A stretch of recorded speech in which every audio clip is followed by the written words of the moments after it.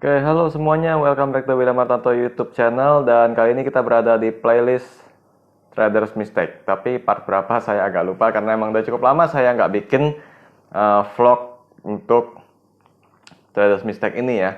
Dan buat yang belum tahu, Traders Mistake ini walaupun vlog tapi saya berharap sifatnya jadi kayak podcast. Dalam artian Anda nggak perlu lihat gambar videonya, nggak perlu lihat sayanya karena saya nggak akan nampilin gambar apa-apa, tapi apa yang saya sampaikan Anda dengerin aja cukup gitu. Dan diharapkan bisa menjadi playlist yang bisa digunakan untuk jangka panjang, di mana kita akan membahas kira-kira apa aja sih dosa-dosa trader yang bikin dia gagal. Dan itu sebenarnya banyak banget, dan saya nggak akan ngambil cerita-cerita orang juga. Kadang-kadang saya akan bawa ceritanya saya sendiri. Saya pun pernah aja berbuat kesalahan dalam trading. Dan memang semua orang yang jadi ahli pada akhirnya semua mulai dari kesalahan. Jadi Traders Mistake dibuat bukan untuk bikin malu orang, bukan untuk menjelekkan pihak tertentu, tapi lebih kepada belajar dari pengalaman supaya kedepannya bisa jadi lebih baik lagi. Dan sesuai judulnya yang Anda sudah lihat, karena itulah Anda klik vlog ini, saya akan bahas tentang story versus reality. Dan ini kalau tentang kisah atau cerita melawan kenyataan, mungkin dalam kehidupan sehari-hari Anda juga tahu lah ya. Kayak mungkin belakangan ini, saat ini kan video ini saya buat tahun 2022. Di tahun 2021 dan 2020 lagi trennya orang di market tuh memamerkan kekayaan. Salah nggak? Enggak sih, tapi maksud saya adalah ya maksud saya itu kan hak mereka. Cuma maksud saya adalah belajar dari situ kita jadi kayak ngeliat, wah di medsosnya wah banget, nggak ada yang tahu di belakangnya kayak gimana. Kalau syukur-syukur depan belakang sama, oke. Tapi kalau ternyata di medsos gimana, di belakangnya gimana, terbalik kan, itulah story versus reality. Ternyata di saham story versus reality pun sangat terjadi. Kayak bagaimana kita mencari informasi untuk membuat keputusan beli dan jual saham misalnya. Saya sendiri pun sering kayak gini, dan waktu awal-awal saya masuk market kurang lebih tahun 2013, yang saya udah 9 tahun di market, itu saya melihat berita dulu, informasi dulu. Kadang-kadang kalau dulu komunitas saham itu di grup-grup lain, saya liatin dulu info dari mereka, baru saya berangan-angan saham yang saya mau beli. Tapi kadang-kadang sih juga ada kejadian di mana saya beli dulu baru nyari info di belakang.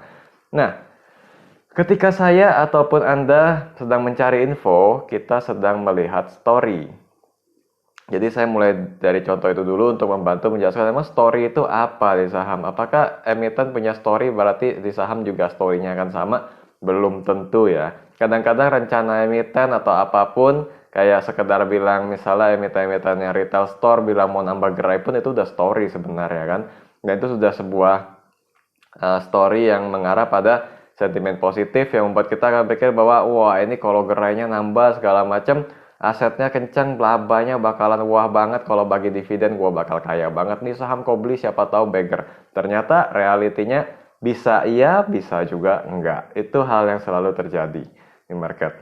Realitinya selalu kayak begitu.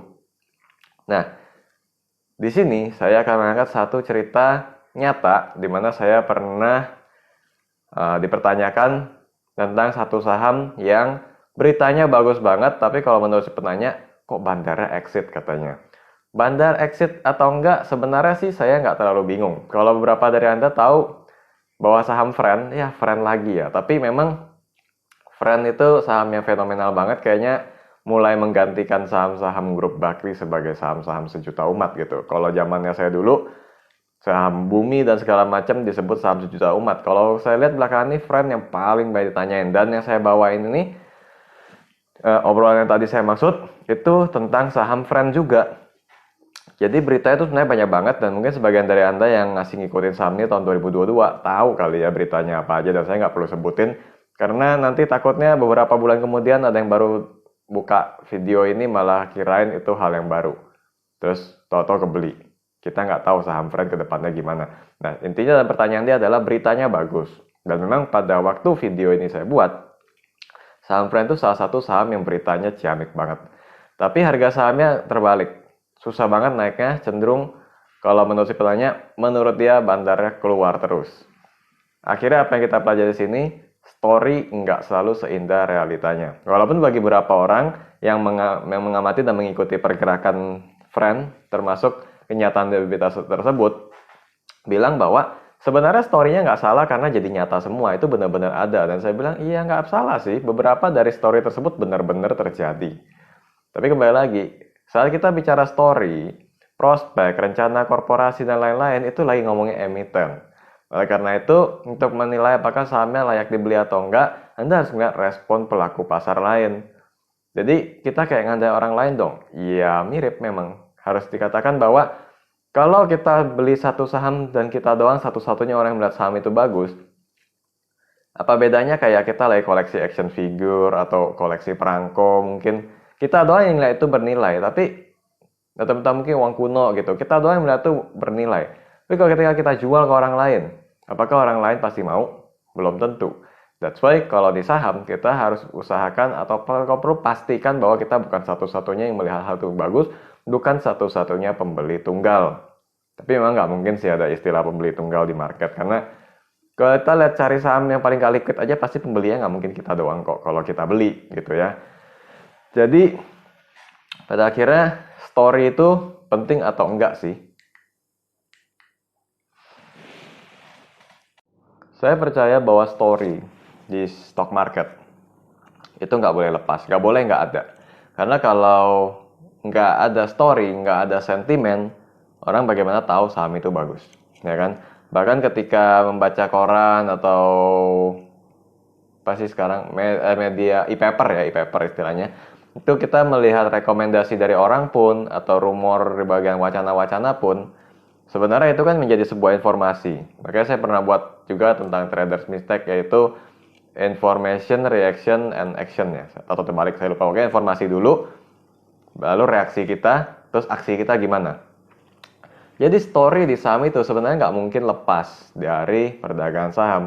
Kalau mau orang beli sahamnya ya bikin dia aware sama sahamnya. Ibaratnya kalau misalnya saya ada mention saham apa aja di vlog saya nanti ke depannya, termasuk yang ini kan saya udah mention Bumi lah, ada Friend lah. Yang nggak tahu akan jadi tahu, yang nggak tertarik mungkin akan mau tahu. Apakah akhirnya akan tertarik atau enggak ya nggak tahu sih. Tapi maksudnya adalah ketika saya menyebutkan satu saham terus-menerus, orang akan aware. Gitu kan. Awareness itu pasti datang dari story, dan memang fungsinya story adalah mendatangkan awareness. Saham tuh dicetak ke publik, perusahaan tuh go public gunanya apa? Pendanaan. Pendanaan berarti menjual sahamnya ke publik, butuh pembeli pada dasarnya. That's why story itu diperlukan. Gitu ya. Jadi story saham itu nggak bisa lepas dari perdagangan saham. Untuk paling minimal bangun awareness lah. Kalau keduanya mungkin pembuktian atas pencapaian emiten dan keterbukaan informasi dan yang lain-lainnya saya nggak tahu. Tapi paling minimal untuk investor jangka pendek atau sebutannya trader, story itu bersifat memunculkan awareness. Ya, karena itu story ya sedikit mengulang itu nggak mungkin lepas. Sekarang kita akan masuk ke bagian realitinya. Bagaimana caranya kita untuk melihat saham itu benar-benar sesuai dengan story-nya atau enggak? Karena daripada ujung-ujungnya jadi investasi uang kuno atau perangko kayak yang tadi saya bilang, di mana Anda satu-satunya yang suka atau yang lihat ini saham bagus loh karena beritanya bagus, tapi orang lain tidak setuju dan akhirnya tidak ada pembelian, tidak ada harga yang naik. Terus bagaimana cara mengkonfirmasinya? Ya setelah kita melihat story harus selalu melihat realita ya. Dan memang tadi saya contohkan Friend, tapi hal-hal seperti ini tuh nggak cuma di saham Friend. Saya mengambil contoh Friend tadi hanya karena saya jujur aja terinspirasi dari obrolan tersebut untuk membuat video ini. Kalau enggak, mati ide saya bener. Nggak tahu mau nge-vlog apaan. Soalnya sedikit out of topic, saya sempat diajakin collab bahas tentang binary option dan penipuan. Saya bilang, bro sorry gue orang dari stock market, gue tidak perlu bahas gituan. Nggak perlu demi konten lu ngajakin gue, mendingan lu ngajakin yang memang mau bahas. Kalau gue sih enggak, saya orang stock market gitu loh. Yang bukan bidangnya saya bahas buat apa? Lagi pula, kasus-kasus yang bersifat atau berbau atau berjudul penipuan di dunia keuangan itu selalu triggernya karena ada yang rugi. Kalau nggak ada yang rugi juga nggak ada masalah gitu kan. Nah, kita back to topic. Bagaimana cara menilai atau melihat realita setelah sebuah story diluncurkan? Dirilis kali ya maksudnya ya. Jadi setelah kita melihat story itu, realitanya selalu pastikan perdagangan saham itu lebih rame. Kenapa? Dari tadi sebenarnya di awal saya udah nyebut terus bahwa jangan sampai kita jadi pembeli tunggal, jangan sampai kita jadi satu-satunya orang yang lihat saham itu bagus, lalu orang lain enggak. Alhasil kayak saham yang habis beli nggak bisa jual. ya. Jadi memang Anda butuh saham yang perdagangannya rame, likuiditas tinggi, baik Anda mau invest maupun trading, mau trading 10 menit atau invest 10 tahun, Anda butuh kondisi di mana Anda bisa jual lagi sahamnya dong. Jadi Anda memang butuh likuiditas pada akhirnya. Dan saham yang secara realita memang merespon satu story, pasti perdagangannya akan lebih rame. Karena orang lain, bisa itu investor retail, mau institusi, mau lu bilang bandar juga, mereka tertarik dan untuk menunjukkan rasa tertariknya mereka lakukan pembelian. Ya dong, ini kan saham. Kalau mau namanya juga trading, beli dulu baru jual gitu kan. Kalau cuma sebatas digosipin, rame diomongin, itu fail. Kita rame itu bukan rame digosipin, tapi rame diperdagangkan. Barulah kita tahu bahwa ini banyak yang suka, yang aktif, yang baris lah ibaratnya mau beli saham tersebut. Itu baru sebuah indikasi pertama bahwa realitas sudah sesuai dengan story. Dan dalam hal ini, mau story-nya negatif kayak, story-nya positif kayak, ya itu akan dilihat dari keramaian transaksi yang membuktikan bahwa responnya bagaimana. Kalau story-nya negatif, perdagangannya akan ramai, harga sahamnya cenderung jual atau turun, maksud saya berarti tekanan jualnya tinggi. Kalau story-nya bagus, positif, responnya positif juga, sahamnya akan diperdagangkan lebih ramai dan harga saham cenderung naik. Nah, jadi sebenarnya cara untuk meresponnya, melihat realitanya, cukup langsung dari respon pelaku pasar lain sebenarnya gampang banget. Dan otomatis di chart akan kelihatan saham yang naik, grafiknya naik terus. Grafiknya naik terus, volumenya akan ikut naik. Naik terus bukan berarti tiap hari candlesticknya hijau, walaupun ada sih saham kayak gitu. Tapi sesekali bisa aja koreksi dulu, but in the long term kita tahu pas koreksi volumenya tipis, nggak ada yang mau buang barang. Pas naik, volumenya malah tinggi, masih banyak yang beli. Nah, itu udah dapat indikasi bahwa story dan realitinya udah sama. Tapi kalau sampai terbalik, story-nya bagus, kita beli duluan, ya realitinya udah terbalik gitu ya. Dan ada juga cara untuk mengantisipasi story yang katanya bakalan rilis di publik. Oke, ini juga sebagai bagian penutup. Sebenarnya sih saya berharap bagian ini lebih panjang daripada yang tadi-tadi. Cuman nanti kita aja di video saat diupload nanti bagaimana. Pernah nggak Anda dengar rekomendasi seperti beli saham ini nanti keluar berita bagus? Mungkin pernah, karena saya pun pernah dapat juga dari beberapa teman saya. Terus ya saya sih kadang ikut, tapi kadang enggak.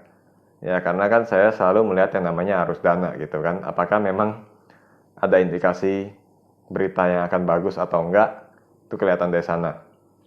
Gitu. Dan kadang-kadang, atau boleh bilang hampir selalu ada pertanyaan ke diri saya sendiri. Kalau saya aja dikasih tahu duluan bahwa berita akan rilis, terus nanti saat berita rilis, siapa yang akan naikin saham tersebut? Ya kan? Kalau misalnya saya kasih tahu duluan nih, ini saham beli duluan nanti keluar berita bagus. Oh, beritanya apa? Oh, ini. Terus misalnya bener nih, ternyata misalnya bulan depan bener. Tapi kita beli dulu sekarang. Saat beritanya benar rilis bagus, udah pada punya barang atau saham di bawah semua harganya, naiknya gimana? Gitu kan? Jadi story versus reality. Kita tahu duluan bahwa satu story akan muncul dan kita beli duluan, itu bagus. Tapi realitanya apakah pembelian dilakukan ini mengarah pada penguatan atau enggak, atau malah jadi nampung di bawah semua yang pada akhirnya nanti cuma bikin saham tersebut pada saat keluar berita ujung-ujungnya kayak kejadian friend yang saya jadikan contoh tadi, beritanya bagus kagak naik-naik, ataupun naik upside-nya kecil udah keburu turun lagi. Ya tentu saja saya cuma menjadikan contoh friend bukan untuk menjelekan emiten tersebut ya. Saya bahkan beberapa kali bikin vlog tentang friend dan saya bilang ke semua penonton bahwa saya nggak percaya friend itu selamanya saham yang jelek. Pada waktunya akan naik juga, dan saham apapun yang sekarang jelek pada waktunya akan naik juga. Karena story tadi. Dan emiten nggak mungkin, orang emiten gitu ya, bisnis selama masih butuh duit pasti perusahaannya dijaga. Jadi nggak ada yang tahu di masa depan yang kelihatan jelek, sahamnya sekarang pada waktunya akan jadi istilahnya turnaround stock dan segala macamnya itu bisa bermunculan. Jadi kalau misalnya kita udah lihat story sahamnya bagus, kita harus lihat realitanya dan coba menerka-nerka apakah story ini mengarah pada penguatan jangka panjang atau bisa dimanfaatkan untuk goreng-goreng saham sehingga kita bisa mengambil profit jangka pendek mengandalkan story tersebut. Kalau Anda bisa identifikasi hal seperti ini, tentang story dan reality itu malah jadi sesuatu yang menguntungkan buat Anda, karena oh iya gue kasih story nih terus kebaca gitu, in reality saham ini memang mau naik atau enggak, dan Anda tinggal decide aja, putuskan mau untuk trading jangka panjang, invest jangka panjang maksud saya, atau trading jangka pendek kalau bisa scalping. Nah, yang penting saat berita rilis orang beli gua jual nggak apa-apa, orang lain bilang saya beli masa depan, oke saya jual masa kini. Buat Anda kan nggak ada yang tahu. Trik-trik kayak gitu kan dimulai dari story ya. Jadi tentang story dan reality, kenapa masuk dalam traders mistake, karena kadang-kadang orang fokus pada story-nya doang dan lupa dengan realitinya. Jadi di sini saya membuka tipsnya juga dan terus mengingatkan bahwa story itu penting. Nggak ada story, nggak ada awareness, saham nggak bisa gerak ya. Dan tetap kalaupun Anda mau beli, mau ikuti story, perhatikan realitanya. Apakah memang ada respon pasar yang mengarah atau sesuai dengan story tersebut. Jangan sampai cuman emitennya doang yang bagus, tapi sahamnya nggak diminati orang, ujung-ujungnya jadi kayak perusahaan yang valuasinya bagus sih, tapi kok dibeli nggak naik-naik ya. Anda juga udah tahu lah kira-kira saham apa yang mungkin saya maksud dalam hal seperti ini. Tapi ya in the long term kita nggak tahu, mungkin saham-saham seperti itu akan naik juga pada waktunya. Tapi selalu ingat, after story ceklah realitinya dulu, baru mulai membeli untuk Anda sendiri. Jangan sampai Anda jadi satu-satunya yang lihat saham itu bagus, tapi berakhir kayak koleksi perangko. Koleksi perangko nggak salah sih, cuma maksud saya adalah nggak banyak peminatnya. Jadi jangan sampai Anda beli saham yang berujung kayak sesuatu yang Anda koleksi sendiri. Anda doang yang bisa ngeliat tuh indah, bagus, segala macem, bernilai, tapi saat dikasih atau ditawaran ke orang lain, orang bilang nih apaan sih gitu loh. Gua nggak mau ya nggak mau aja. Nah itulah prakteknya kurang lebih tentang story and reality. Segala sesuatu ada ceritanya, di balik angka pasti ada cerita. Tapi di balik angka itu juga, di balik angka ada cerita, tapi di depan angka itu adalah kenyataan. Gitu kira-kira untuk traders mistake kita pada vlog yang kali ini. Saya nggak tahu sini durasinya berapa lama, mudah-mudahan nggak terlalu panjang dan nggak bikin ngantuk, mudah-mudahan. Dan seperti biasa saya mengharapkan vlog saya bisa membantu buat Anda, supaya khususnya traders mistake, supaya bisa menghindari Anda dari hal-hal kecil yang berujung jadi kesalahan fatal, lalu bikin Anda merasa kayak gua nggak cocok di market. Mendingan kalau memang ada sesuatu yang berpotensi menggagalkan, kita omongin duluan di sini. So, siapa tahu suatu hari nanti Anda akan menghadapi kondisi yang mengarah pada berbuat kesalahan, tapi Anda ingat, oh ini pernah diceritain nih, dan bisa diantisipasi sehingga dari hampir gagal, jadi nggak jadi gagal. Itu jadi lebih bagus hasilnya, meminimalisir kerugian. Oke, kiranya sampai situ aja dulu untuk traders mistake kita kali ini, and see you again.